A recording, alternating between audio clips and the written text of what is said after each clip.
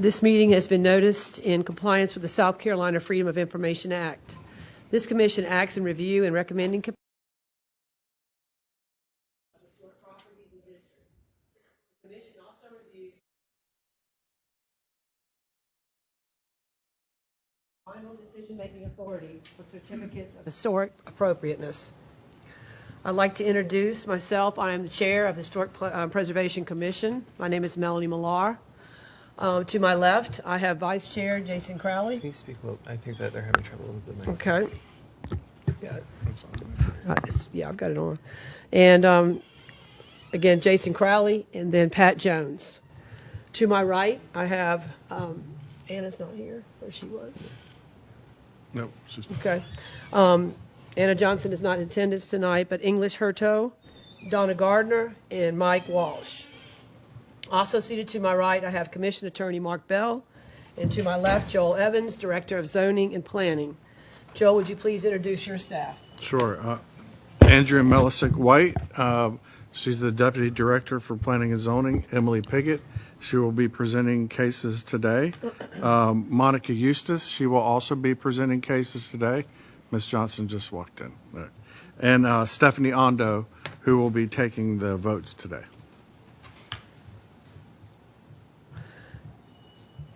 I've been told that not able to hear me. I'm not sure if I'm getting any connection. Oh, there we Okay, there we go. I'm a high school teacher, so I know usually I have a very loud voice. Thank you. Again, my name is Melanie Millar, and I'm the commission chair.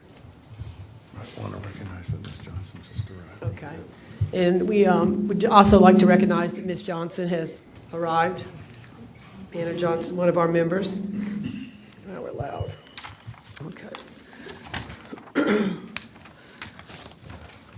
I'd like to remind you that in order to get a good recording of the meeting for the minutes, please speak loudly and clearly into the microphone. The next agenda item is the approval of the minutes from the October 16, 2024 meeting. Is there a motion and a second? Move to approve. Second. Staff, please call the roll. Chair Millar. Aye. Vice Chair Crowley. Aye. Commissioner Johnson. Aye. Commissioner Jones. Aye. Commissioner Gardner. Aye. Commissioner Hurto. Aye. Commissioner Walsh. Aye. The ayes have it. Thank you. The next agenda item is HIST-10-24-00117, a request for a certificate of historic appropriateness. Monica, would you please discuss? Yes, we're having some technical difficulty right now. So if you just hold on just 1 second, Okay. please. All right, that's reset.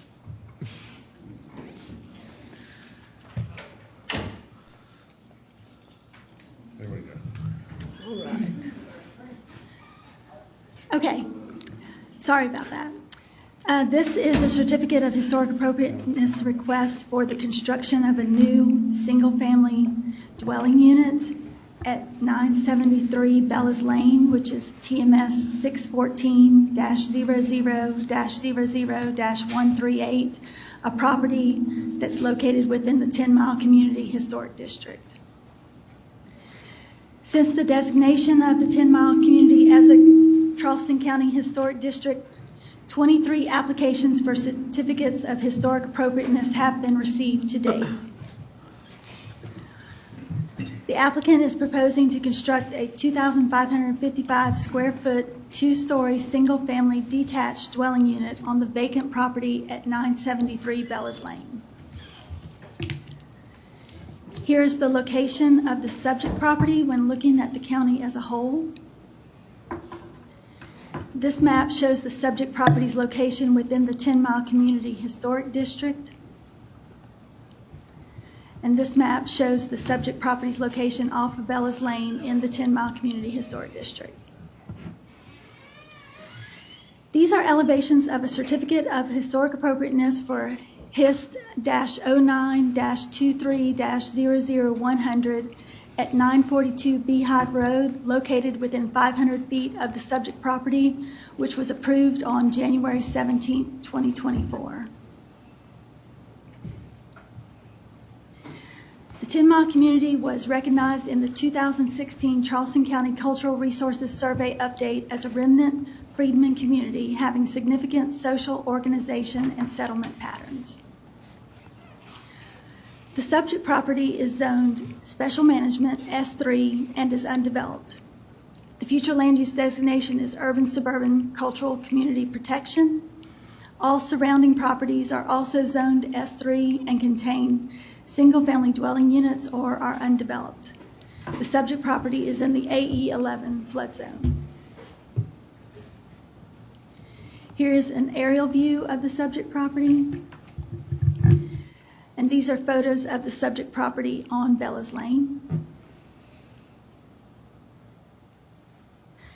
These are photos of the neighboring properties at 953 and 965 Bella's Lane. This is the proposed site plan showing the single-family detached dwelling unit on the lot. And here we have the proposed elevations. The front elevation, the rear elevation, the left side elevation, and the right side elevation. The applicant did provide responses to all of the applicable approval criteria. And based on the applicant's responses, the applicable approval criteria may have been satisfied. Therefore, staff recommends approval. 1 letter in support and 7 letters in opposition to the proposed change were received. A petition with 116 signatures in opposition was also received. And this meeting was noticed as required. Thank you, Monica. Appreciate your comprehensive report. Any questions for staff from commission members before we have public comment?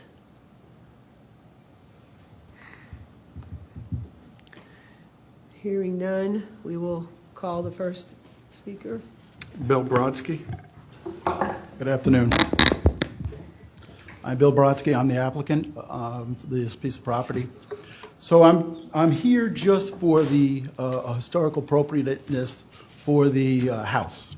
There's no subdivision involved here.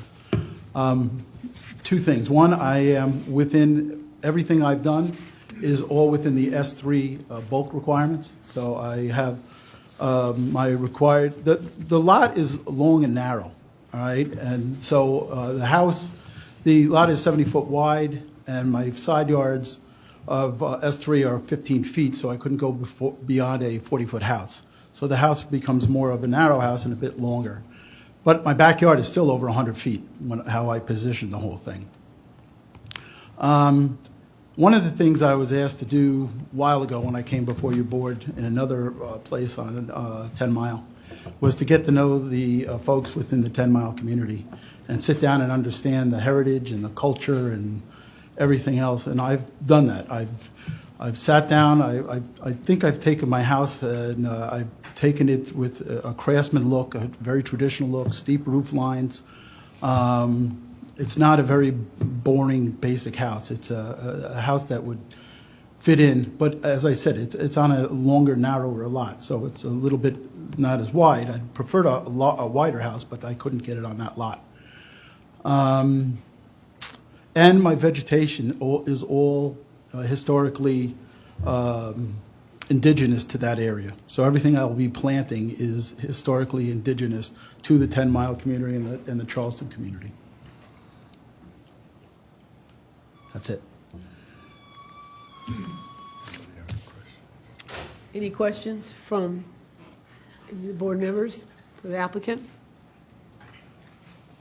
I appreciate your time, and I appreciate you, your involvement with the community. To try to Actually, I met a lot of very good people. Well, good. I'm really happy I did. Good. Yeah. I'm glad to hear that. Sometimes that's the difference that's made, you know? Makes a difference. It's been a good experience for me. Very good. Very I good. think. Madam Jason, Chair, I excuse do- me, sir. Sorry, I do have One question for you. Sure. a question just regarding the plans. Could we get to, what slide is this? The slide with the front and back elevations on it. I can't tell in the PowerPoint what slide it is. My question is just regarding the rear. front elevation with the stairs leading up to the house. Wait till it gets to you. But you're proposing it being slightly elevated off the ground. Is this a slab or a crawl space? It's on an elevated slab, On elevated slab. Do you know how far off the ground it'll be? about 24 inches. So what you'll have is you'll have 2 steps to go up to the porch and 1 step to go in the house. Okay. And that'll bring you up to it. With this image, what is that just on the left corner of the porch by the garage? It kind of looks like another step going. Is that just showing the I'm not sure separation what of the you're talking grade? Subfloor? Over, keep going to the right. Right there, yeah. Is that just the grade of the foundation Yeah, changing? that's just an architect not drawing it properly. It's 2 steps up and then 1 step to the house. Okay, so the garage, so the driveway will be slightly sloped. Is that what's showing the The separation? driveway will be sloped very marginally Yep. from the house to the road. Okay, thank you. Any other comments or questions? The applicant? Thank you. Freddie B. Manning Sr. How y'all doing? I am Freddie Manning Sr., and I'm just here to show my support for Mr. Borowski and all the development he's trying to make forward to, and let you know that after speaking with him and his experience and the things that he's trying to do here is that he has my support. So I just want to give my word saying, hey, look, he has my support. Would you mind giving us your address, sir? Yes. Go ahead. Your Address, where you Oh. reside. Where you? Oh, yes, I'm in 4135 Elijah Grant Road, and it's actually in Ravenel. And your relationship again with the applicant? So I am the son-in-law of Mr. Willie Thompson Jr., who me and my wife, we've been married over 30 years, and we have some property over in Mount Pleasant in the 10 mile over on Bella Lane. So we do have interest in the property over there. Okay. Okay, thank you, sir. Okay, thank you. Willie Thompson Jr.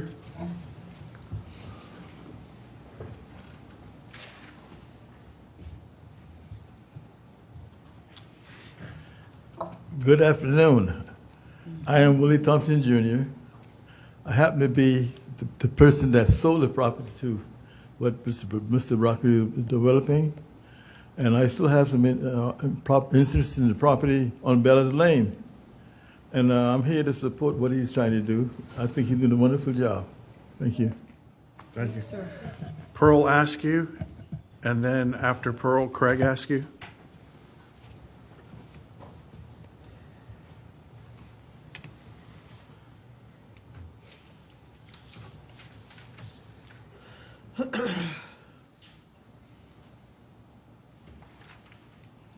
Good evening. It's Pearl Askew, 977 Gadsdenville Road, Allendale, 29429.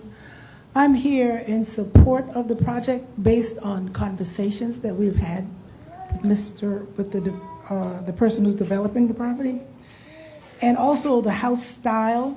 I know we are trying to culturally and preserve some of the culture and the character of the community. But in the meantime, while we are trying to do that, we also have to give credence to what I would say not modern or contemporary, but upgrades in a particular manner. I know we are also concerned about drainage and other issues in the community. And if this board and commission have seen that this style and they've met the other criterias, I support the project. In the meantime, 1 minute please, thank you, I appreciate that. gentleman has also agreed to help with other repairs in the community from other persons in the community who has some repairs issues. He's willing to do that as well. Thank you. Craig, ask you.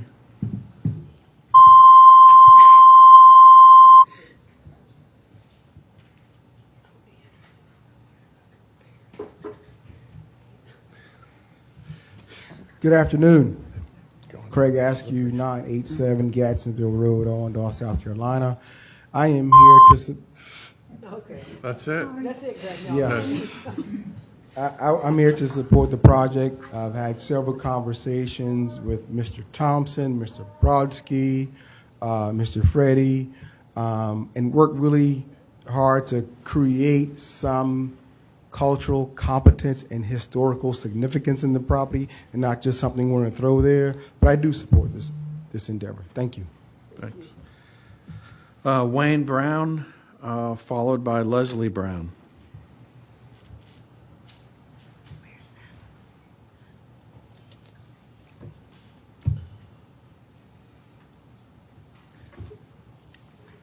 Hi. I have a short video I want to play for you guys. It's probably about 2 minutes and 10 seconds long. Sir, would you mind introducing yourself with your name and your address, just for the... It's Wayne Brown, 910 Beehive Road. It's Allendale, South Carolina. Born and raised there. I just want to play a short video for you guys and sort of explain what's going on.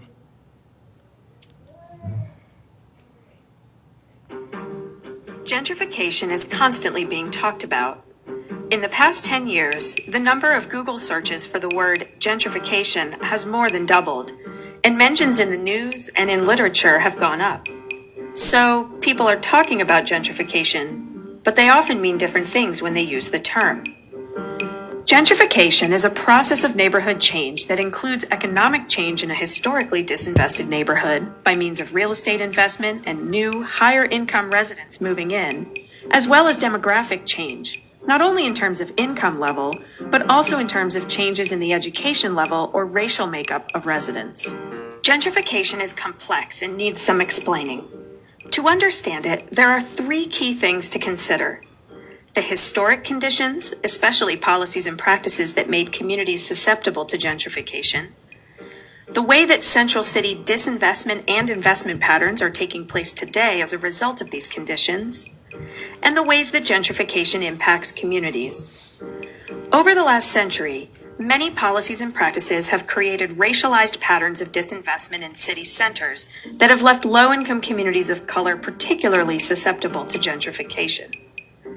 From the 1930s through the late 60s, standards set by the federal government and carried out by banks explicitly labeled neighborhoods home to predominantly people of color as risky and unfit for investment.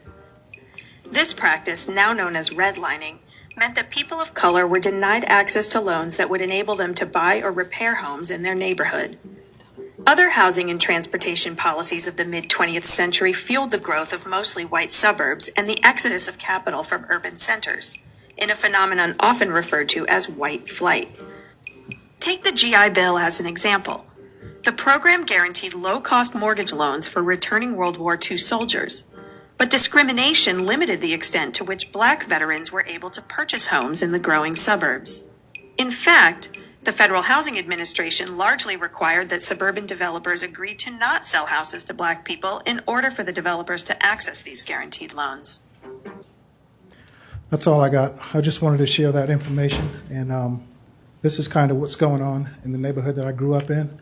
And we didn't have the chance to actually come back to our neighborhood and build the homes that we dreamed of building, because our neighborhood is being flooded with other people coming in the neighborhood and developing the homes that they're wanting to develop. And these properties has been in the family for hundreds of years. And that's all I got to say. Leslie Brown?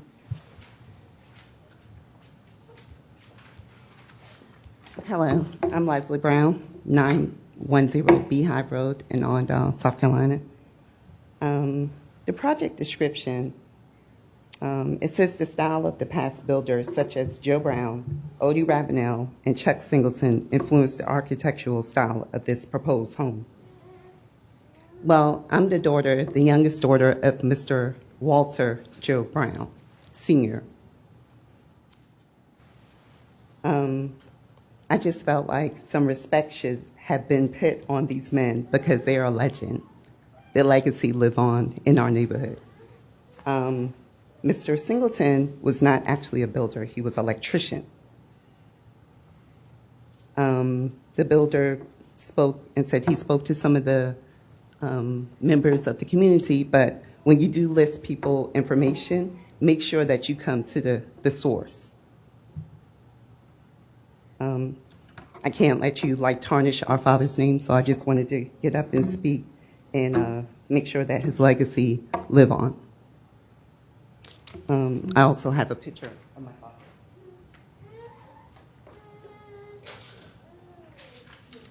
This is Mr. Walter Joe Brown. He was born in 1918. He died in 1990. He was a legend, not only in our community, but he built homes all over the Low Country. I found out that he built homes in Florida. Also, he did work in New York as well.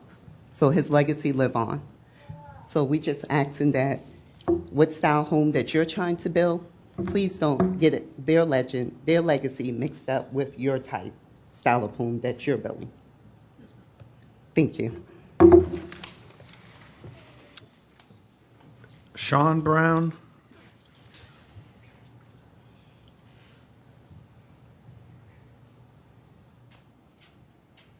Good afternoon, Sean Brown, 910 Beehive Road, Owendale, South Carolina.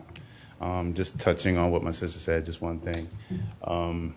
My father's name was the first to be mentioned as far as people being honored with this field. If you're going to mention someone, at least try and come and talk to the family, possibly get some history, background behind that person, and just make sure we get our facts straight. That's all I care about right now. So that's all I have to say. Thank you. And Jonathan Roberts. That's the last.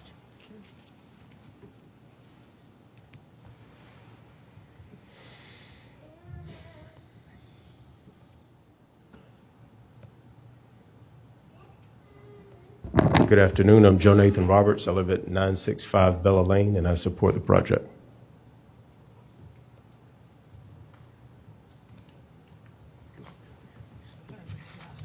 That's the last, yeah. Can I just say something else? Yes, sir. I just wanted to let everybody know.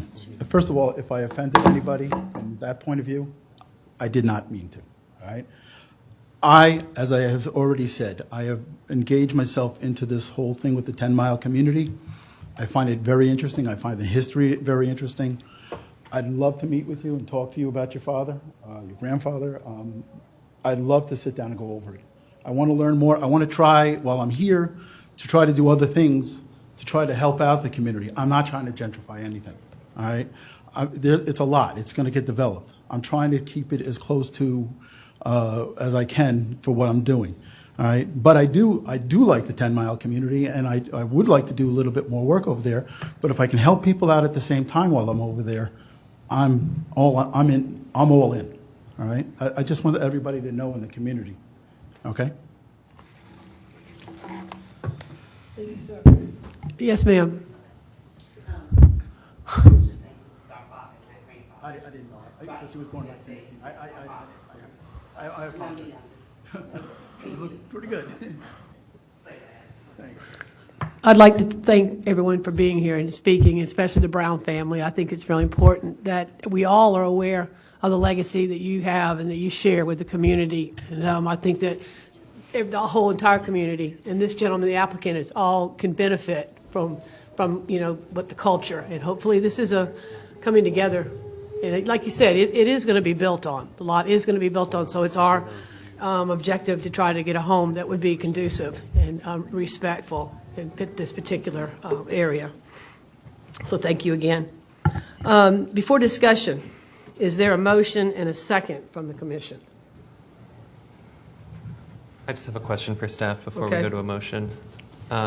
Just for clarification on the slide with the surrounding properties, the 965 Bellas Lane, that's the one that's 2 lots down, correct? That on the aerial view, just for, so that bluish one, just for context, is the one that you can see in the aerial view 2 lots down, correct? Yes. Thank you.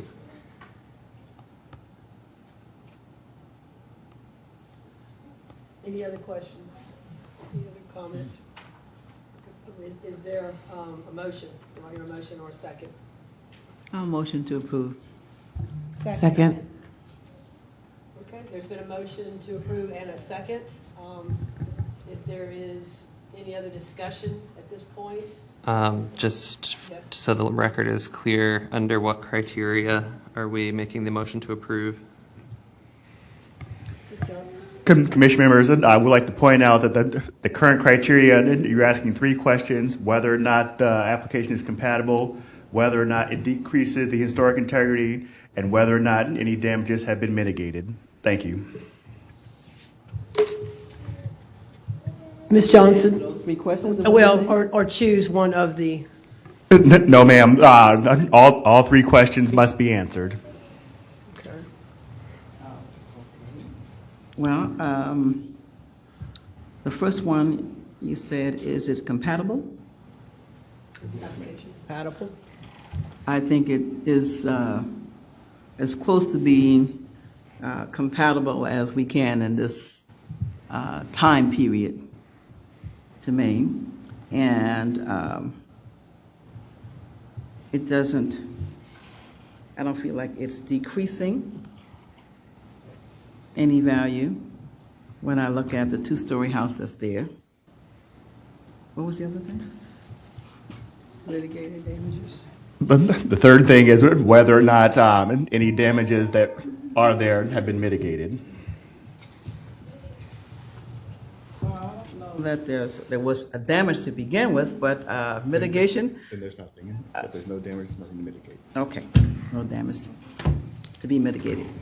But I was going to say, I think it was great that the family, the Brown family, came and was able to express their concerns, and the builder is somewhat supportive, of the things that you all have to say, and I think it'll be a happy medium that maybe he can come back, and if there's some tweaking or whatever needs to be done, that you all can work that out. Okay. It's my understanding that there's been a motion and a second that the 3 criteria have been met. I'm not sure I met on one of the criteria, but the application is compatible to the community. There are no mitigated damages that are involved in, what was the third?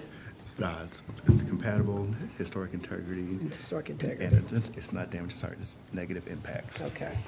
So all 3 criteria have been met, and I think at this time, they'll be able to take a vote. Chair Millar, Aye. Vice Chair Crowley, Aye. Commissioner Johnson, Aye. Commissioner Jones, Aye. Commissioner Gardner, Commissioner Hurteau, Commissioner Walsh. Aye. The ayes have it. Okay, again, thank you, sir, for your time. This is the final decision of the Historic Preservation Commission. If any person with a substantial interest in the decision of this Historic Preservation Commission chooses to appeal the decision, they may do so in the Circuit Court of Charleston County. Such an appeal shall be filed within 30 calendar days after today's date. Madam Chairman, Yes. just a point of order. I believe after a motion is made and seconded, that is the time for discussion of the motion. And there was no call for discussion. I don't want to go back and revisit this project, but I think there could have been a little bit more discussion after the motion was seconded. I hear you. I thought we did allow time for discussion after, with her clarification of the 3 criteria at that point. Unless I was asleep, I don't believe you actually called for a discussion at that point, but We could call for that now. If that, No, it's already been, Okay. it's behind us. all right, we'll put that in the minutes and move forward. Thank you. All right, at this point, the next agenda item is HIST. Make sure I'm on the right number with this one here. Is it 1024? Make sure we're on the right. Okay, yes. The next agenda item is HIS-10-24-00118, a request for a certificate of historic appropriateness. Again, this is Monica. Please discuss. This request is for a certificate of historic appropriateness for the placement of a manufactured housing unit on TMS 614-00-00-203 at 3772 Williams Mazik Lane, a property within the 10-Mile Community Historic District. Since the designation of the 10-Mile community as a Charleston County Historic District, 23 applications for certificates of historic appropriateness have been received to date.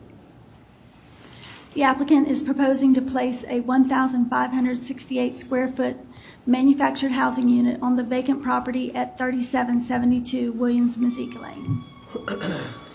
Here's the location of the subject property when looking at the county as a whole. This map shows the subject property's location within the 10-Mile Historic District. And this map shows the subject property's location off Williams Mazik Lane in the 10-Mile Historic District. This is the elevation of a certificate of historic appropriateness for HIST 0523-00083 at 3775 Williams Mazik Lane, located within 500 feet of the subject property, which was approved on July 19, 2023.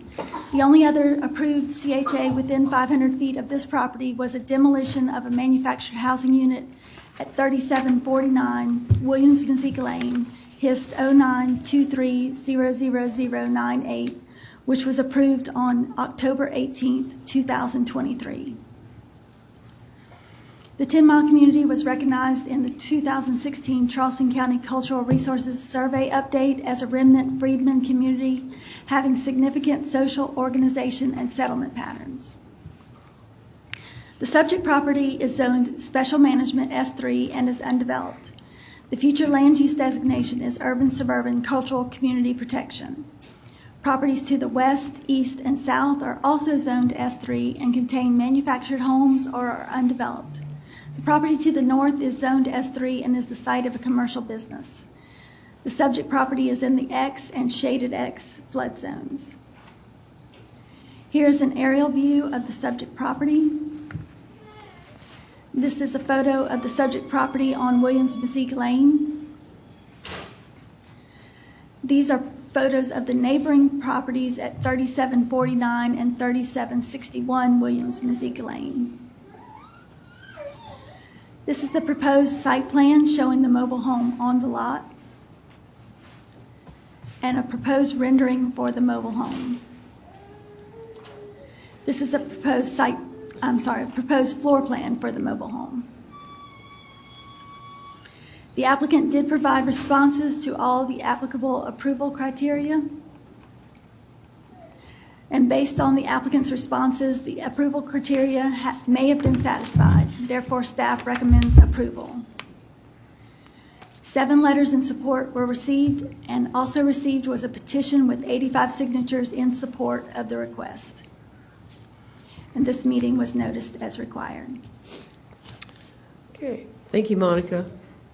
Any questions for staff from commission members regarding this particular application?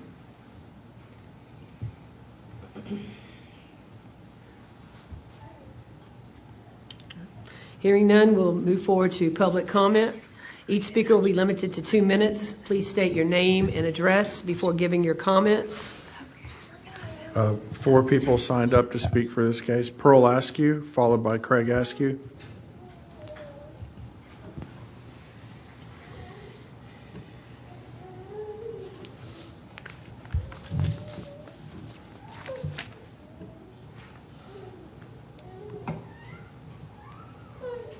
Good Good evening again. Pearl Askew, 977 Gadsdenville Road, Allendale. I'm in support of the project and for the applicant and what he wants to put a manufactured home on his property. Thank you. Is Craig here still, Pearl? Oh,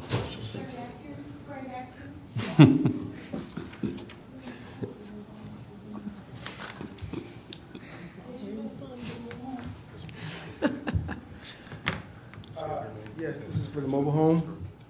Craig Askew, 987 Gadsdenville Road, Owendale, South Carolina. I do support the lined project. Thank you. Wayne Brown, and the last one is Randy Gilliard after Wayne Brown. Oh, everyone's outside. They forgot. Sign up. We might as well get Mr. Gilliard while you're out there.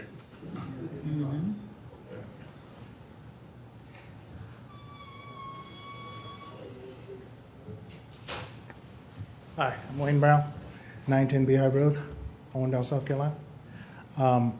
As far as the mobile home, I just want to know who's trying to do this development or whatever.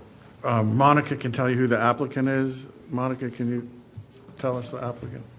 The applicant is Mr. Randy Gilliard and Mrs. Pensola Hughes. Are they here? Oh, are you Mr. Gilliard? Did you sign up to speak, sir? Okay, you're next. Okay. Yeah.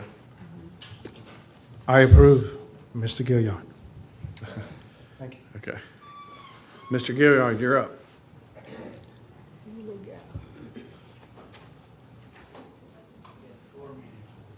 Yeah, he's got two.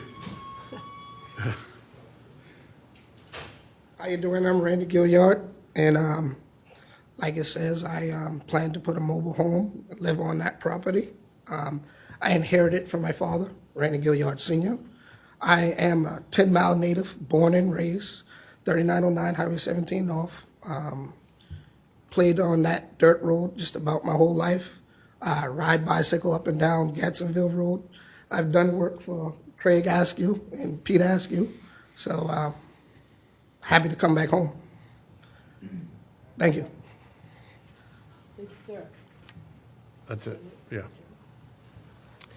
All right, the case is now closed to public comment. Before discussion, is there a motion and a second from the commission? And I guess this again would be based on the criteria, three criteria. Madam Chair, I'll make a motion. I make a motion that we approve this application because it satisfies all three criteria. Mobile homes are compatible with the characteristics of the historic district. They're found throughout, as mentioned in the original designation report.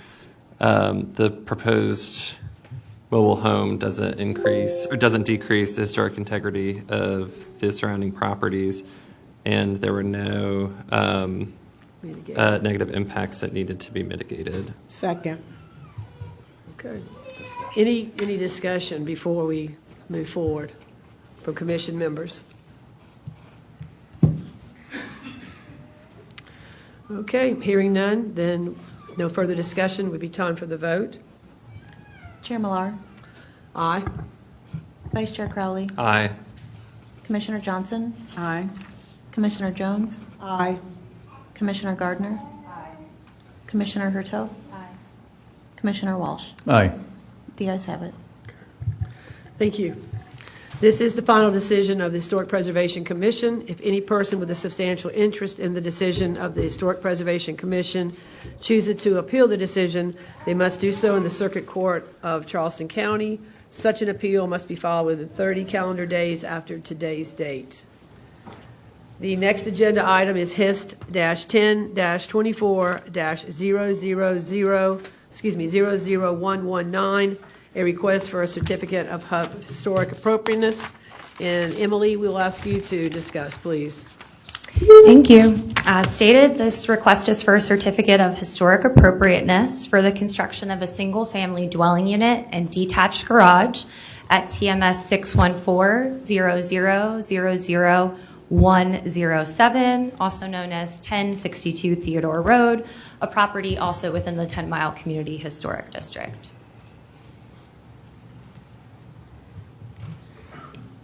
So as always, this slide shows all of the applications for certificates of historic appropriateness we have received to date in the 10 Mile Community Historic District. The applicant has described that they're proposing to construct a 2,676 square foot single family dwelling unit along with a detached garage of 484 square feet, which brings it to a total of 14.8 impervious surface coverage. And there are no identified contributing resources on the subject parcel. Here is that property when we're looking at the county as a whole. And here is the property along Theodore Road. As you can see, it's surrounded by properties within the 10 Mile Community Historic District. Here's also a visual of the property in relation to the district as a whole. And it also is noted here that no previous CHA applications have been approved by the commission within 500 feet of this subject property. The 10 Mile community was designated as a Charleston County Historic District in June of 2022. The community was recognized in the 2016 Charleston County Cultural Resources Survey update as a remnant freedmen community that had significant social organization and settlement patterns. So the subject property is zoned special management S3 and is currently undeveloped. Properties to the northwest and southeast are also zoned S3 and contain manufactured housing units or are undeveloped. Properties to the southwest are within the town of Mount Pleasant, zoned either medium density residential R4 and contain single family dwelling units or are undeveloped. The property to the northeast is within the 10 Mile business service node of the Highway 17 North Overlay Zoning District, and it's undeveloped. And the subject parcel is in the X flood zone. Here's an aerial view of the subject property, as well as photos of the subject property and surrounding properties along Theodore Road. Here is the site plan. The lot that we're looking at right now is highlighted in blue. You can see the proposed detached home and detached garage. Here are the front and rear elevations of the proposed home, along with the left and right elevations. Here are the elevations for the proposed detached garage, as well as the plans for the proposed detached garage. And the applicant did respond to all of the applicable approval criteria. And based on those responses, they may have been satisfied, therefore staff is recommending approval. We did receive public input, all in opposition to this request. We received 1 comment, 7 letters, and a petition with 76 signatures. We did notice this meeting as required. Thank you. Thank you, Emily. Any questions for staff from the commission members? I do have one. Okay, Ms. Johnson? I might have missed this. The 76 signatures were in support or opposition? All in opposition. Okay. All I just public wanted to input put it- received. Okay. Of course. Any other questions for staff? Okay, we'll now hear public comment. Again, each speaker will be limited to 2 minutes. Please state your name and your address before giving your comment. Will DeChamp. Thank you, Madam Chair. Will DeChamps, 850 Morrison Drive. I'm here on behalf of the applicant as its legal counsel. Also here today from the applicant is Mr. Phil Spitz. He can be made available for answering questions of any that I can answer. Before I get into it, I would ask if I may have just a bit more than 2 minutes, and I will say that I also plan to speak on the last 2, so I can probably borrow some time from that. Within the 10 Mile Historic District, there is no one single or prevailing architectural style, and there's quite a bit of variability. However, many of the homes within 10 Mile do compare very favorably to this proposed home. This proposed structure is a traditional low country design with covered front porch, rear screen porch, gable and hip roof. and asphalt shingle roofs. Those elements are very common within the community. The siding is a combination of batten and board siding and lap siding, which again is not uncommon at all within 10 Mile. Note that the county staff did note in their findings that the proposed home was consistent with the design, height, scale, proportion, and mass of the existing development in the area and does not appear to impact any notable features of the community. What I wanted to share with the commission this afternoon is that this proposed structure does compare very favorably to some of the homes within the 10 Mile Historic District for which this commission previously issued certificates of historic appropriateness. And I will show blow-ups of some of the prior ones. This is 1010 Theodore Road. This is actually on the same side of the road as the proposed structure and just about 7 lots down. The commission approved or issued a certificate for this home January 18th, 2023. You can see that the design here compares very favorable to the proposal. We have hip and gable roofs, same roofing materials. You see the covered covered front porch area with the accented columns and batten and board siding and lap siding. So again, and just the general sense of design and appearance is very similar to the proposal here. Also note that the neighboring properties to this one, again, which would be 6 and 8 doors down from the proposed structure under application, is again very similar in design and in materials and in style. And so we think not only would it not be incompatible with those, but it is actually very consistent.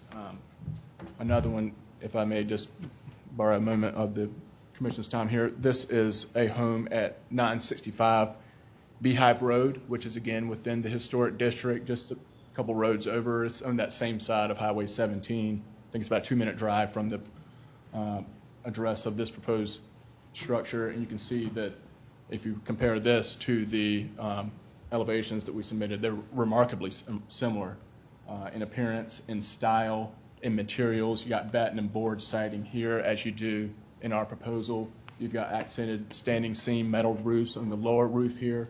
And again, you got the hip and gable asphalt shingle roofs, covered front walkway, and the accented columns as part of that. So again, very similar.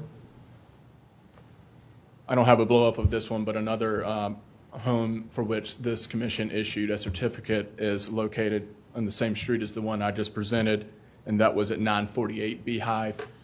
That home, very similar to the one we're proposing today, does have a detached garage in the rear of the property behind the home. It's also similar materials, lap siding. I believe that one's vinyl, but very similar appearance, similar style.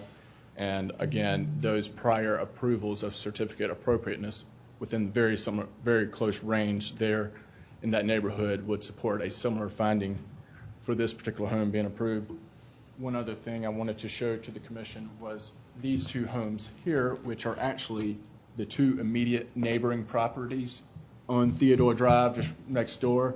And you can see both of these are of similar design, similar materials. They both have covered front porches, white columns accenting that. You've got standing seam metal roof on this one. Both of them have asphalt shingles, very similar design of that traditional low country style. Like those homes, our homes have the outdoor living space, the front area and the back porch, which we think evokes a sense of community, a sense of inviting, a sense of welcoming. And so for the same reasons that those prior homes were found to have historic appropriateness, we believe this home under proposal here today does as well. It's very consistent with the neighborhood, very similar to what you find out there, very, very similar to what you see on Theodore Road, which is where this lot is. And so we know that the applicant and the landowner here went to great lengths to find something that they think will satisfy the commission and its standards and will fit in well and belong in this community, and we think that does that. I mentioned the landowner, just one point of explanation. My client and the applicant, Grantham Homes, has entered into a contingent sale agreement with the landowner, Mr. Henry McNeil, from whom I believe you'll hear shortly. It's a contingent sale agreement on receiving permissions and authorities, entitlements such as this one. So we know that we all, Mr. McNeil and my client, hope we can receive this and move forward with putting up this, what we think is a very aesthetically pleasing and fitting home for the community. And so for that reason, we would ask respectfully that this commission issue the certificate of historic appropriateness. Thank you very much. Thank you. Wayne Brown?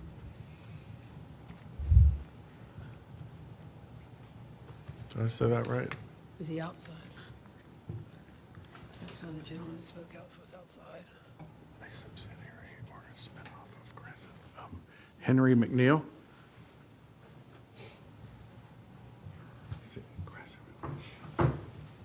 Good afternoon. My name is Henry McNeil. I live at 1089 Theodore Road.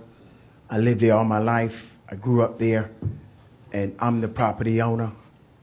And I would like to see this be approved because the simple fact that I got that property from my neighbor next door when I think I was like 20 years old. I'm 49 years old now, 59 years old now. And one thing he told me, do not let nobody come and put one big house on this lot. Make sure you divide it so a lot of family can have a place to live. And I'm here now to hope that you guys approve this so it could be done because the young man, Mr. Phillip, is capable of doing that because I had seen some stuff that he did was real good. So I'm asking you to please approve it for us. Thank you. Charlene McNeil? Madam Chair, I have a question for the gentleman that just spoke. So you're speaking and you support this application? I do support this application. Okay, I was a bit confused when you said, someone said not to have one big house built on the property. It's 3 lots. 3 lots. Okay. Yeah. Okay, thank you. Just wanted clarification. Thank you so much. You're welcome.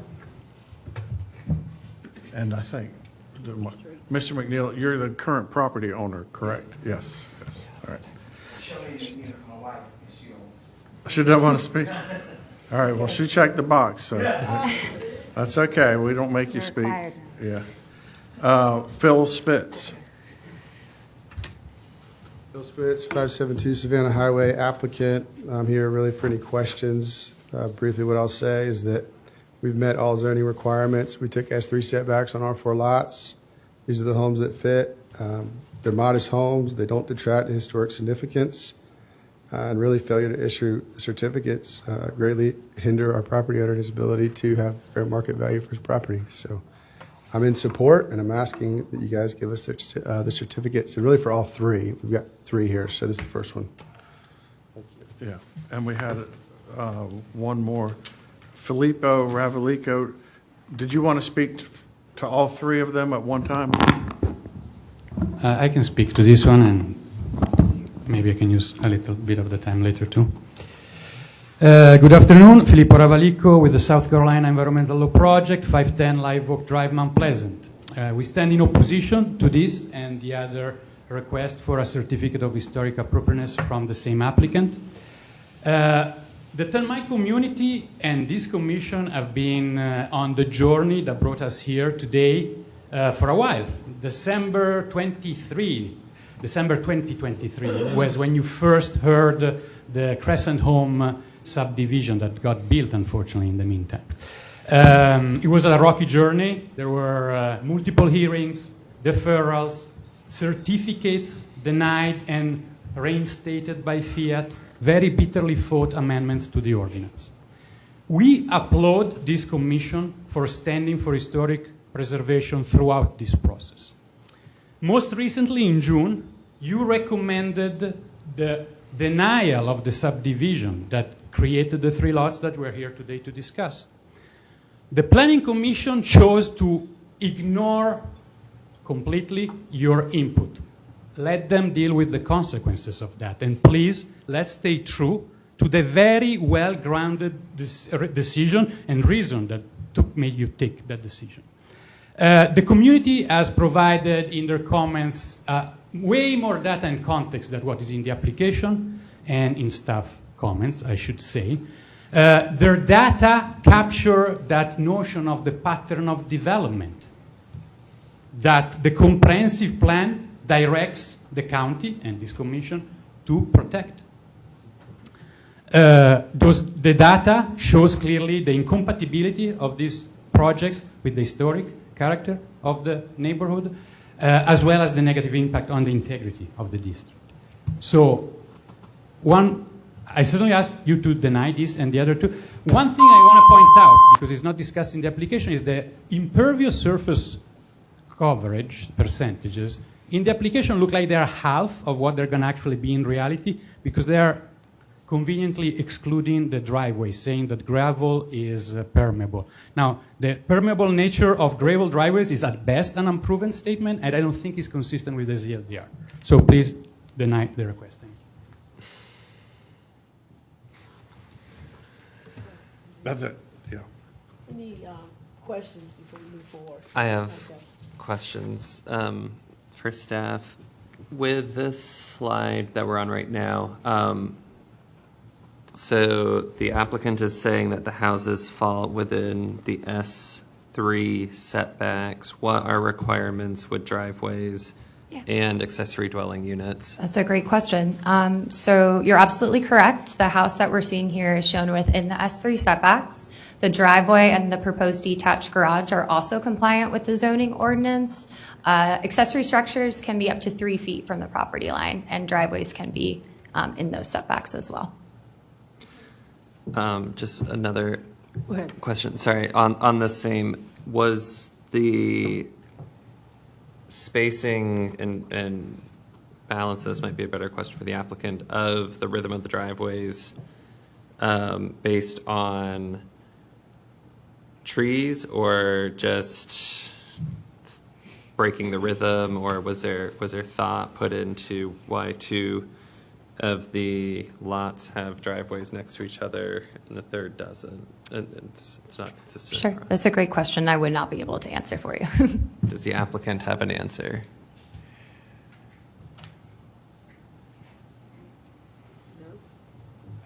I don't think at this time we have anything other than those were the fruits of our labor of design that we thought best fit these lots. Thank you. That's the same, that question was answered, so. I have actually just one more question for staff. So the driveways are gravel, correct? Thank you. They're proposed for being gravel, yeah. Mhm. Okay.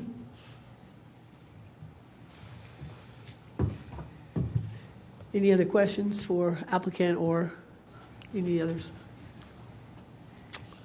Hearing none. Before discussion, is there a motion and a second from commission?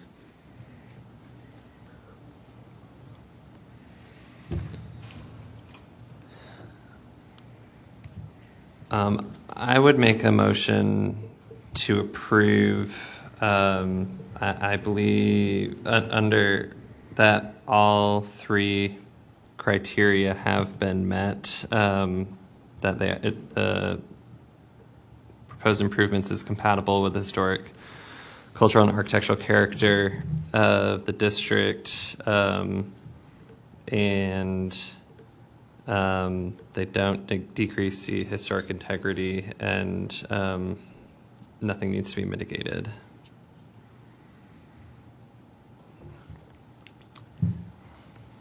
Second.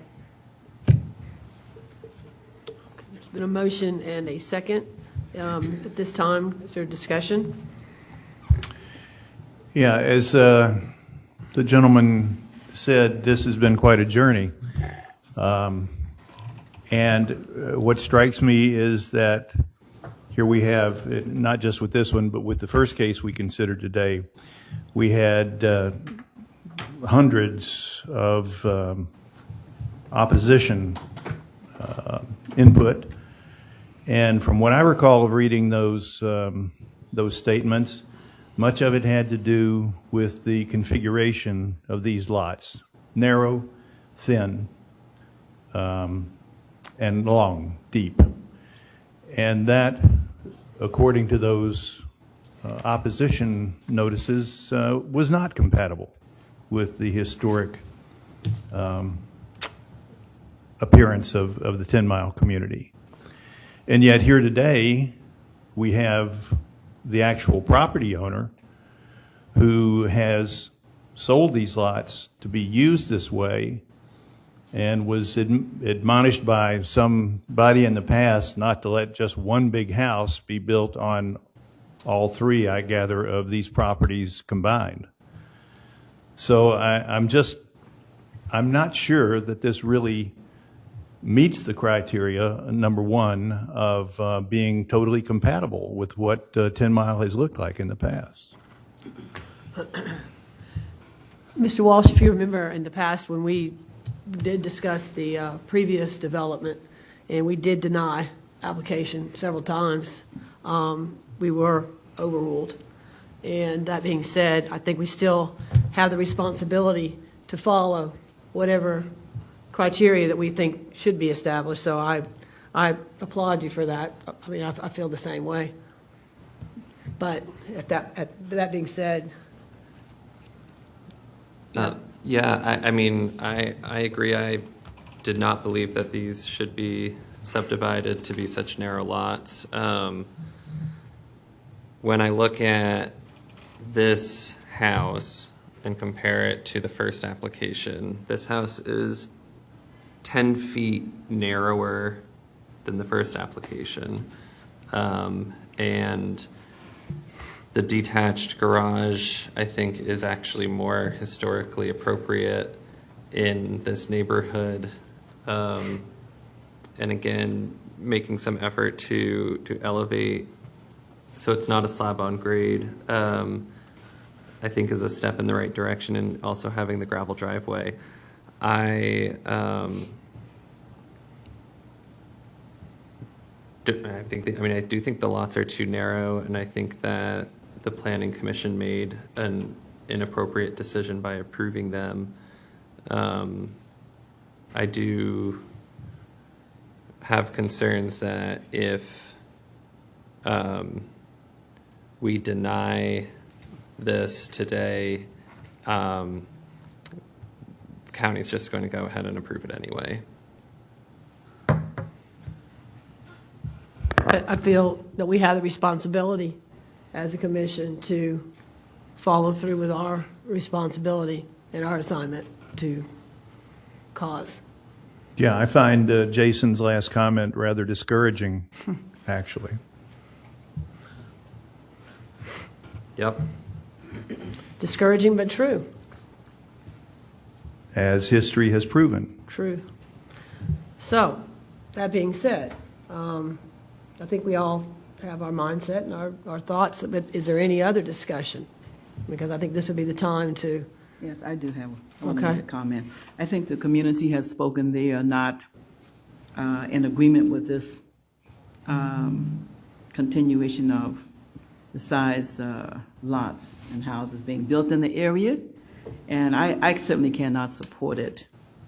I think the property has been divided in two smaller, narrow lots, and to me, it's not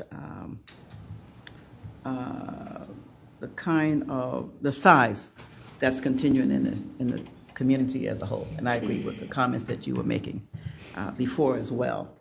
So I cannot support this. Gentleman mentioned that he was told by a family member that he should not have one big house there. That's a good idea. You don't need one big house there. But you don't need to divide the property into 5 pieces if you want, just because you're trying to put 5 different houses in, and it's not, the lot sizes just really doesn't go along with what is in the area as well. I live on James Island in a community that I really enjoy not having neighbors so close to me. And so when you build these 3 lots here, I mean, the driveway is, what, 3 feet you said? 3 feet from the property line? The detached garages Yeah. are 3 feet. Well, I just think the lot is too narrow. That's my whole thing.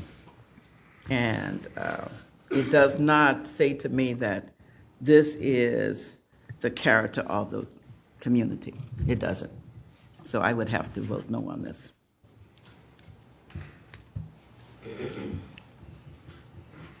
there any other discussion at this time before we move forward? There has been a motion and a second. So at this point, and those motions have been based on the 3 criteria being met. So I believe at this time, we'll take the vote. Chair Millard, Nay. Vice Chair Crowley, Aye. Commissioner Johnson, Nay. Commissioner Jones, Nay. Commissioner Gardner, Nay. Commissioner Hurteau, Aye. Commissioner Walsh. Nay. The motion fails. Okay, this is the final decision of the Historic Preservation Commission.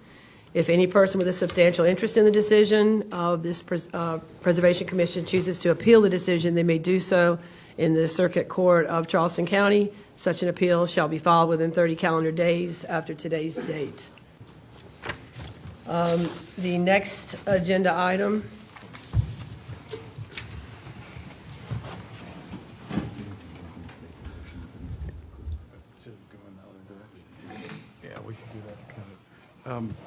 Yeah, it was just brought to my attention, that just to make the motion clear and clean, since the last motion failed, it might be good for someone to make another motion, I would assume from the opposite position, so that we could have a clear vote on that.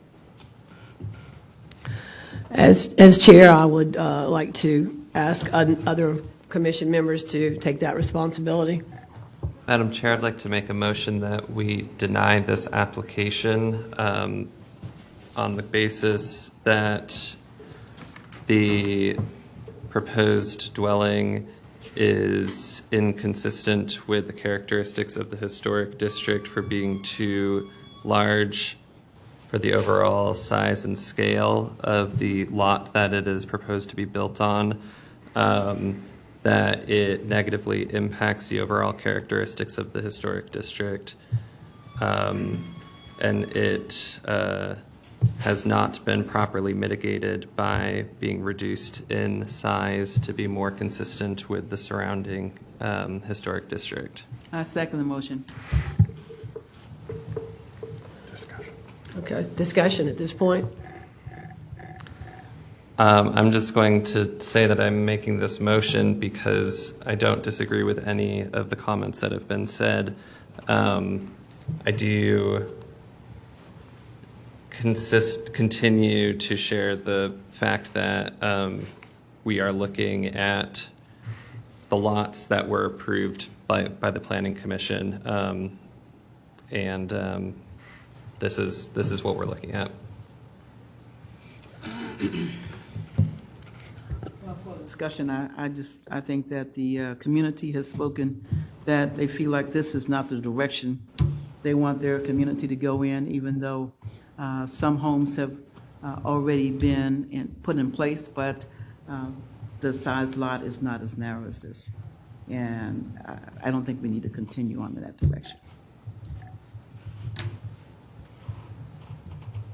I know that the applicant will more than likely appeal this decision. So that being said, I think that our actual just opinions have been stated, and what we feel is important and to the overall scope of the historic district.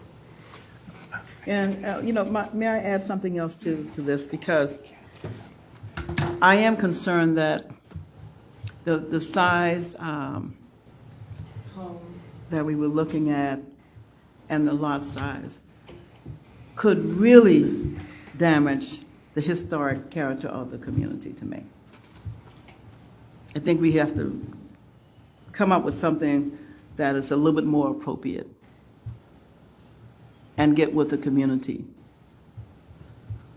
so that they can be on the same page with what we're doing. Sir, I believe you have something you'd like to say. If you would come to the microphone, please address the group. What I would like to say, I live in this community all my life.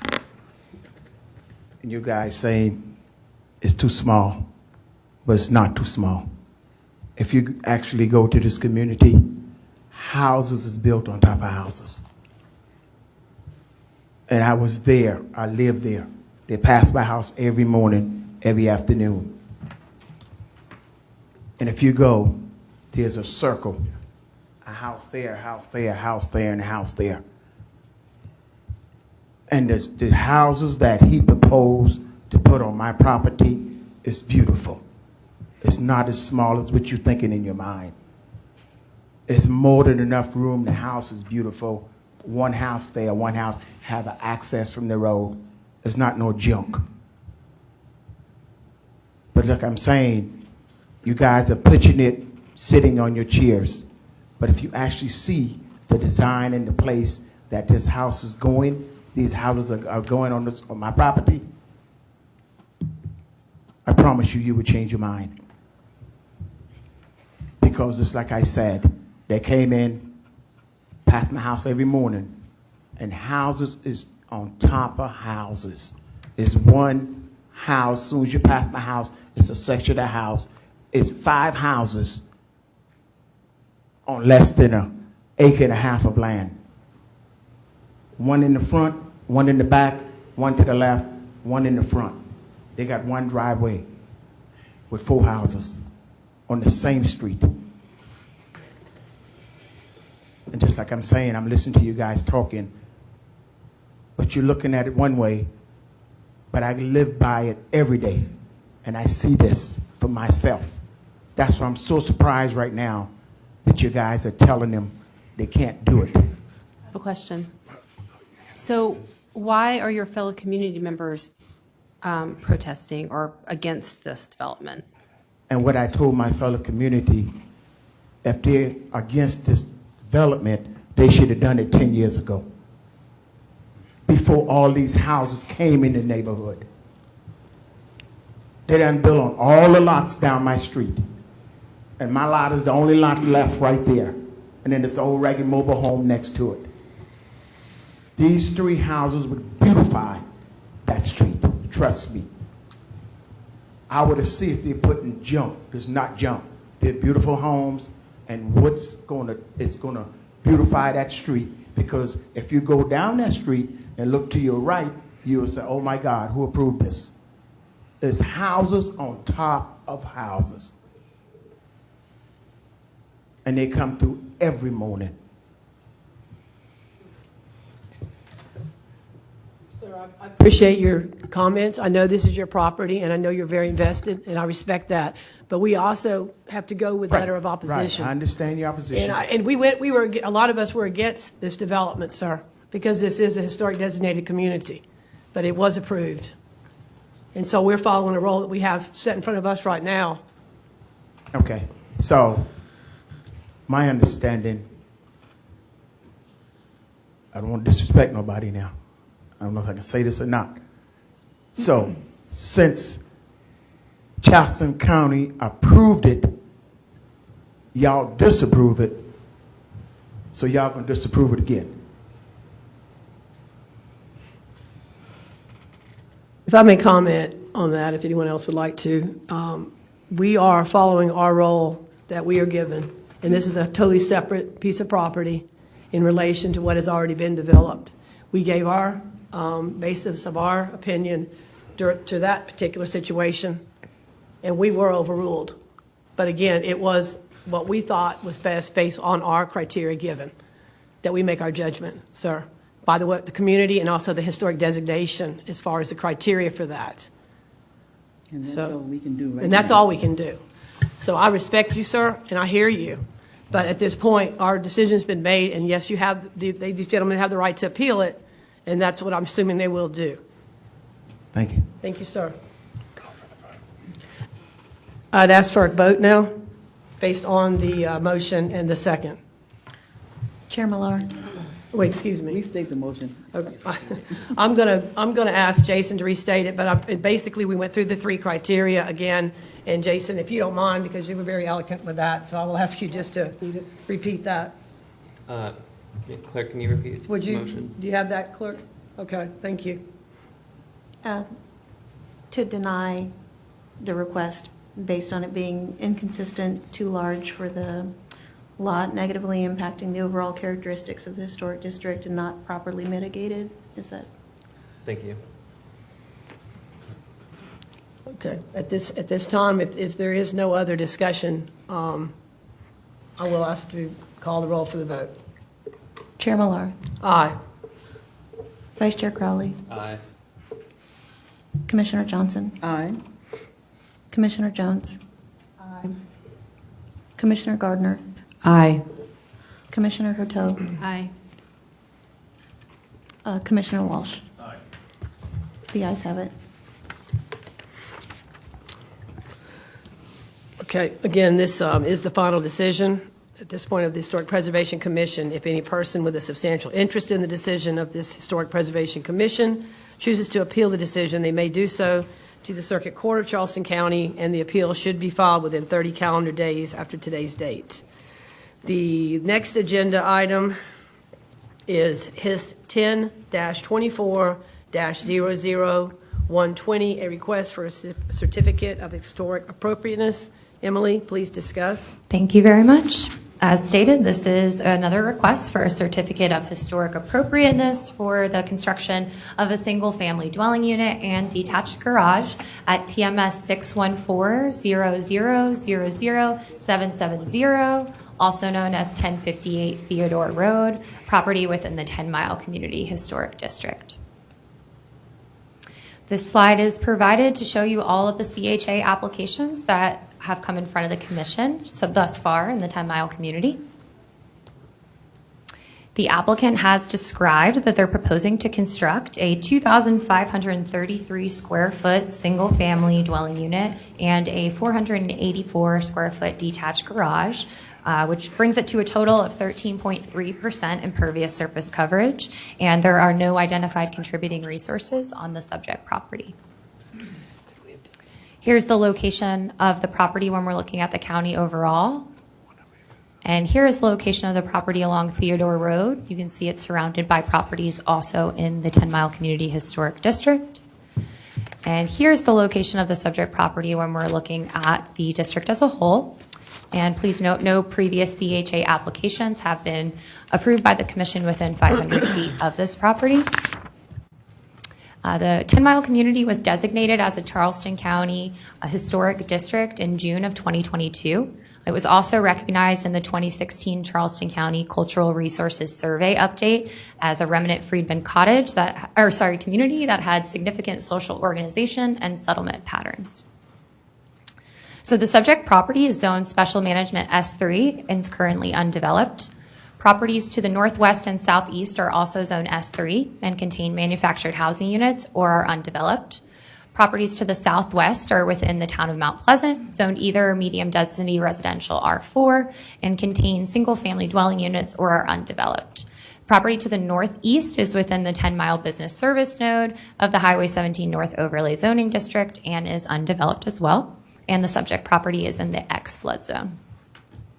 Here's an aerial view of the property, along with photos of the subject property taken from the road. And these are surrounding properties along Theodore Road. So here's the proposed site plan. Again, you'll see the lot we're looking at now highlighted in blue. You can see the proposed single-family dwelling unit and detached garage.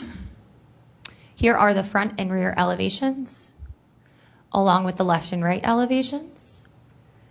The elevations for the proposed detached garage, as well as the plans for the proposed detached garage. The applicant did provide responses to all of the approval criteria. And based on those responses, the approval criteria may have been satisfied, so staff is recommending approval.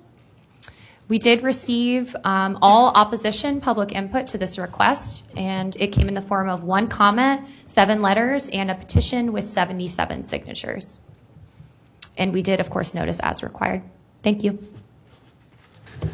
Emily, would you please repeat that opposition number again, please? Absolutely. So we received 1 comment, 7 letters, and a petition with 77 signatures, and all of those are in opposition. What is a comment versus a letter? Yeah, so we have a new online system, so you're actually able to leave a voicemail and it gets translated into a comment, or you can leave a text comment as well. So we're still kind of grappling with how to best categorize those sorts of comments. Okay, thank you. All right, we appreciate your comprehensive report, Emily. Any questions for staff, for commission at this point, based on this scenario here?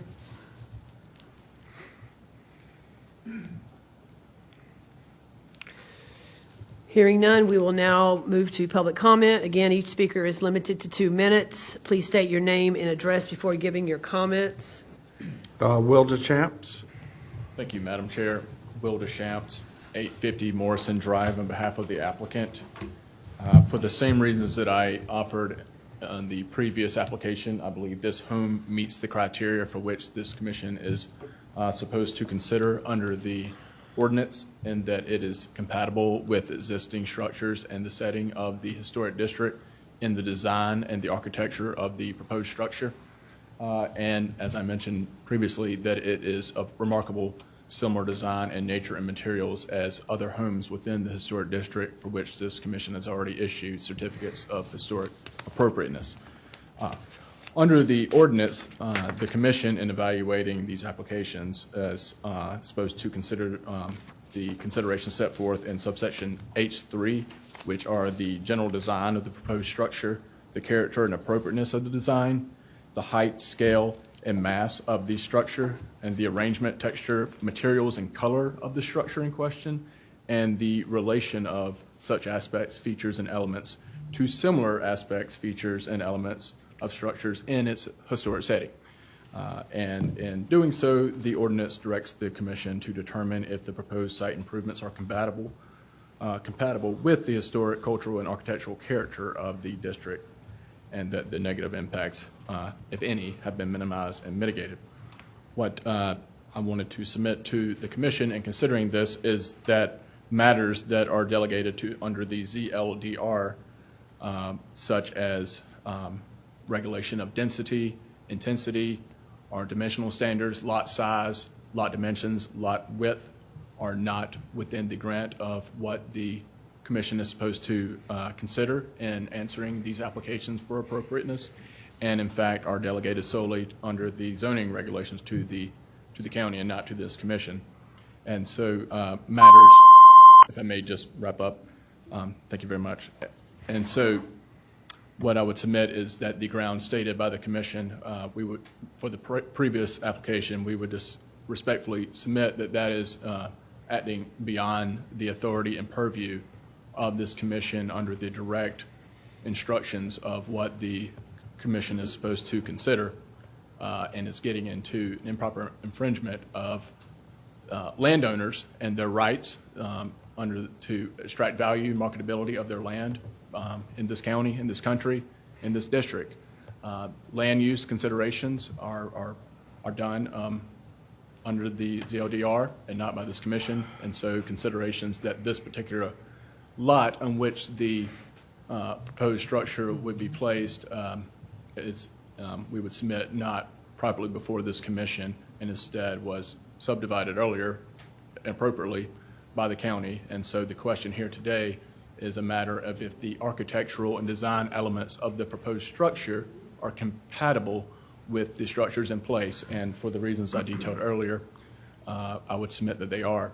I note that the commission, in denying the previous application, noted the opposition from the community and in referencing the comments and letters in opposition, but I would request that the commission consider that of the in-person comments today, the ones in opposition were very few. I didn't gather the gentleman who offered opposition where he lived. If he does live in 10 Mile, that would be one. If he does not, I don't believe there were any residents within 10 Mile who appeared today to voice their opposition and counterbalancing that from those who live in the community and did speak in favor. So I would ask that the commission also consider that.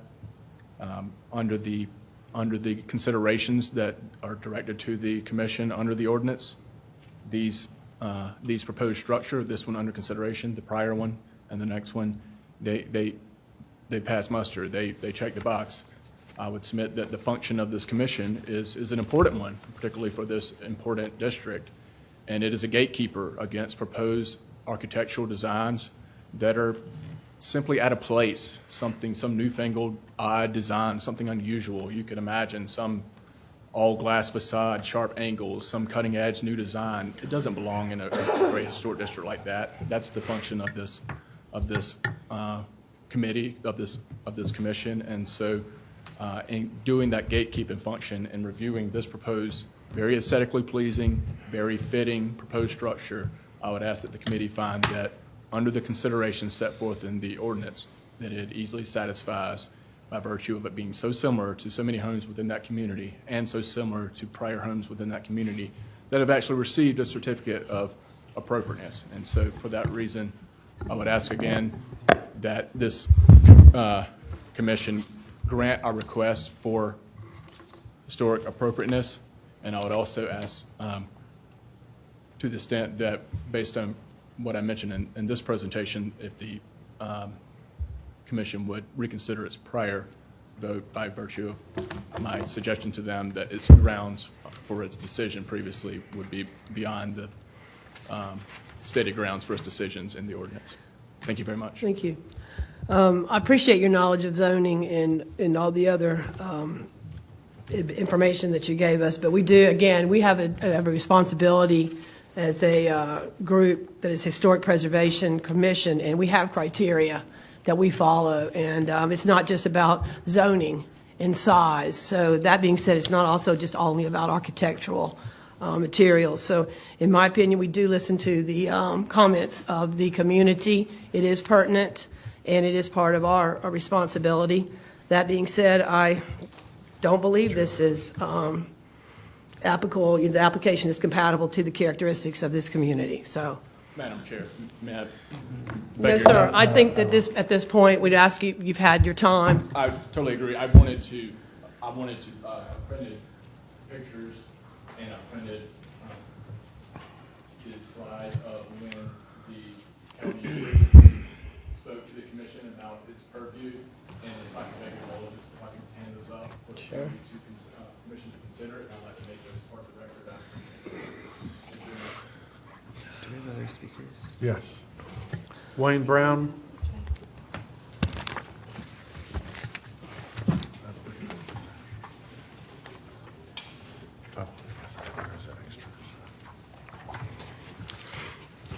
Wayne, no, here's Henry McNeil.